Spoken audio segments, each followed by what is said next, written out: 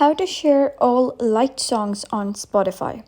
Hello guys and welcome back to the channel. In today's video, I'm going to show you how you can easily share your full list of liked songs on Spotify with friends using your iPhone or Android device.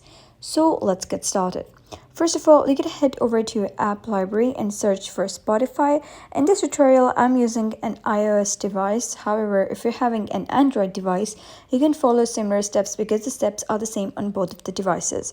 So simply click on Spotify, and once you do so, you will be redirected to your Spotify library. So you're going to click on your library and then you're going to click on liked songs. And once you do so, you'll be able to see all of your liked songs over here. Now, if you wish to share any specific liked songs, what you're going to do is simply click on these three dots right next to the song, because Spotify doesn't really allow direct sharing of liked songs. So the process involves creating and sharing a playlist. So you're going to simply click on these three dots right next to this specific song, and then you're going to click on share over here. And once you do so, you'll be able to see a couple of options over here.